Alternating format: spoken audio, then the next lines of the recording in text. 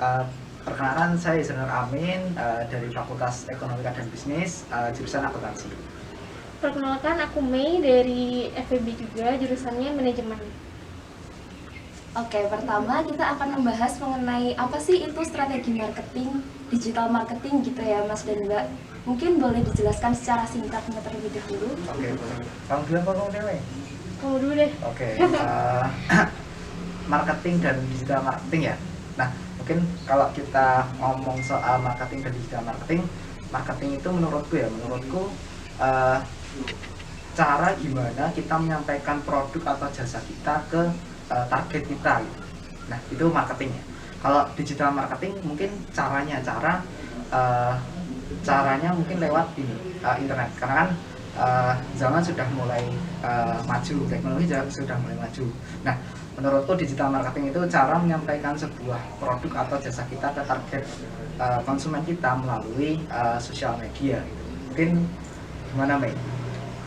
Setuju sih sama pendapatnya Yusril, cuma aku mau nambahin dikit. Jadi kalau marketing itu gimana caranya kita kenalin produk kita. Jadi kan kita punya produk baru nih, tapi orang-orang tuh belum kenal sama produk kita. Jadi dengan marketing itu kita kenalin ke mereka, kita kasih tahu ini nih kita punya produk ini.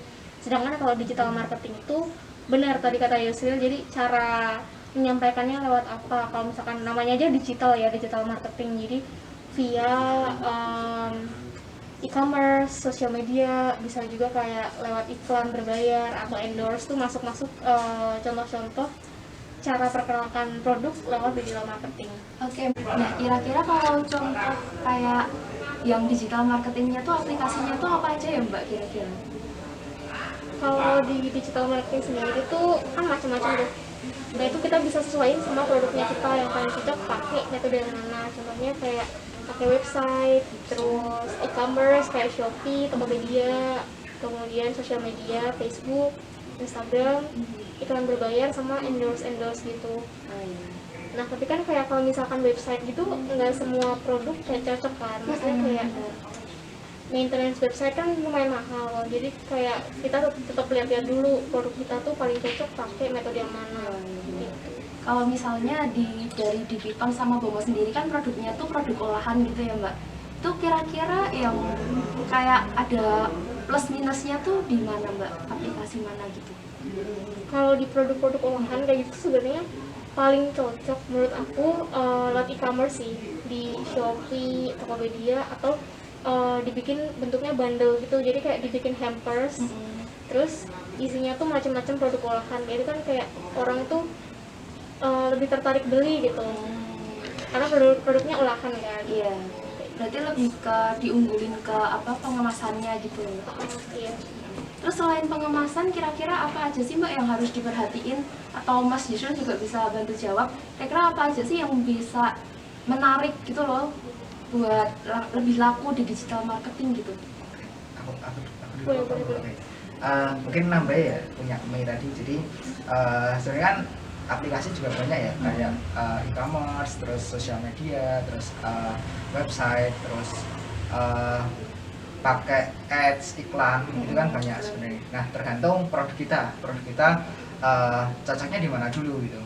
Nah, terus baru nanti kita pilih. Nah, mungkin aku malah rekomendasiin lebih cocok di Facebook, atau mungkin malah di e-commerce itu, salah satunya Shopee atau Tokopedia. Nah, jadi perlu packaging yang perlu packaging yang menarik gitu. Jadi biar konsumen juga tertarik buat beli gitu sih.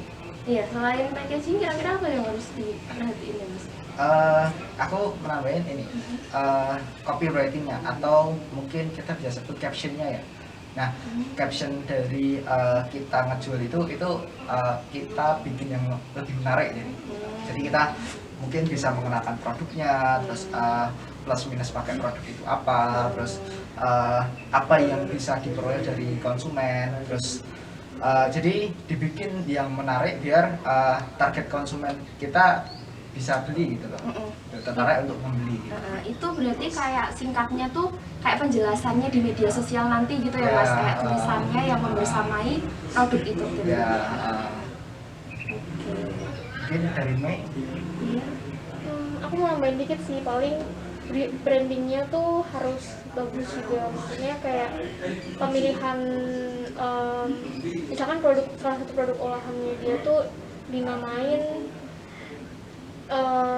sesuatu yang unik gitu. Jadi kayak biar orang tuh kalau pengen beli oleh-oleh dia kayak inget, oh aku pengen beli Unik ini gitu. deh buat oleh-oleh. Jadi kayak bikin nama produk tuh yang mudah diingat tapi kayak unik. Misalnya ada sale pisang gitu ya, terus nanti bisa dinamain banana apa gitu ya Mbak, kayak yang khas gitu ya. Kira-kira kesalahan apa aja sih di pemasaran menurut Mas Yusril dan Mbak Nun yang sering dilakukan oleh para pembisnis gitu? Kamu dulu Mei? Itu deh. Mungkin nanti tambahin ya Mei. Nah kalau menurut ya sebenarnya kesalahan-kesalahan ketika kita mulai pemasaran ya itu kita nggak tahu tuh produk kita seperti apa, kita belum kenal lebih dalam tentang produk kita, mungkin mulai dari siapa peminatnya, terus kita mau target ke siapa, terus kira-kira konsumen itu tertarik yang seperti apa gitu loh. Nah terus via apa, atau mungkin kita bisa sebut apa namanya, platform yang kita pakai itu apa gitu. Karena setiap platform tuh punya plus minusnya sendiri, kayak sosial Instagram, WhatsApp, Facebook, TikTok itu ada pasarnya sendiri. Nah Instagram tuh menurutku kebanyakan anak muda, terus kayak Facebook juga atau mungkin Twitter. Nah itu perlu kita tahu dulu gitu. Nah jadi kita perlu kenal produk kita, dan kita tahu mau via apa target konsumen kita yang mana. Iya, menurut Mas Yusril sendiri gimana sih cara kita biar tahu kita tuh ternyata produk kita tuh laku di mana gitu? Nah kalau itu kita ini sih mungkin kita dari kita dulu membuat produknya itu mau targetnya ke siapa. Misal katakan ke wisatawan, berarti wisatawan itu suka yang seperti apa gitu. Baru nanti kita bisa kemas produk kita, terus baru kita bisa menentukan lewat mana gitu loh, entah lewat e-commerce atau mungkin sosial media Instagram atau yang lainnya gitu. Berarti dari para pelaku UMKM sendiri yang menentukan ya Mas, harus pandai-pandai. Mungkin ada tambahan dari Mbak Mei? Mungkin aku mau nambahin dikit aja sih, kan tadi kalau Yusril tuh dari sisi kamu targetnya kemana dulu. Nah ketika kamu udah tahu targetmu itu siapa, misalkan targetnya itu orang-orang tua yang kalau beli, biasanya kalau orang tua kan uangnya banyak ya, jadi dia kalau beli oleh-oleh tuh borongan gitu. Nah setelah kita tahu targetnya apa, ketika kita mau bikin konten tuh kita harus di planning. Jadi kayak kesalahan yang sering aku lihat adalah orang-orang yang jualan itu mereka asal jualan aja, asal upload gitu. Misalkan di Facebook asal upload aja, jadi nggak di planning dulu nih, nggak kayak dibikin dulu kontennya mau apa ya, tujuannya aku mau kenalin produkku atau aku mau selling, mau kasih promo-promo kayak gitu. Biasanya kayak kurang jelas gitu loh tujuannya. Jadi ketika udah tahu targetnya, langkah selanjutnya adalah bikin konten yang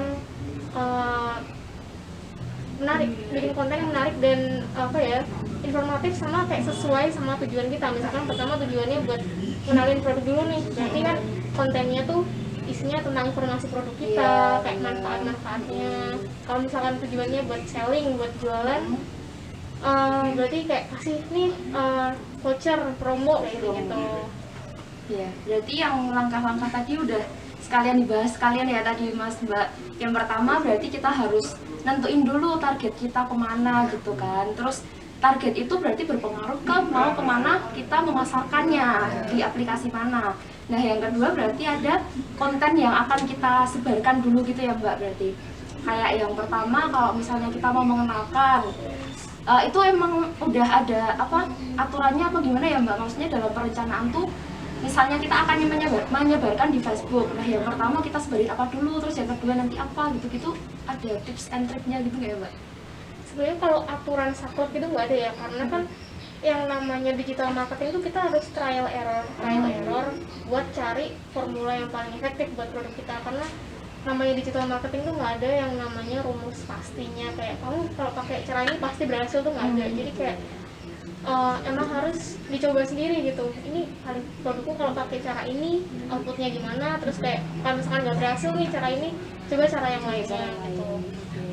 Kalau dari Mas Yusril Aku mau nambahin ya. Menurutku ya, aku mau nambahin. Jadi penting tuh kita perlu mencari apa yang namanya data gitu.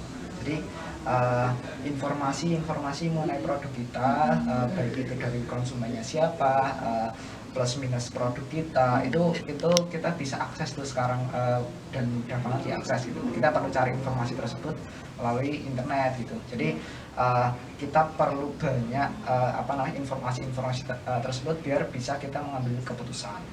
Ya berarti kita harus bisa kayak cari-cari info dulu, kita harus melakukan langkah-langkah apa gitu ya Mas buat cari informasi gitu. Ya mungkin itu tadi beberapa yang kita bicarakan pada kesempatan kali ini ya Mas dan Mbak, mengenai bagaimana sih caranya kita memasarkan produk, gimana sih strateginya marketing di digital marketing gitu.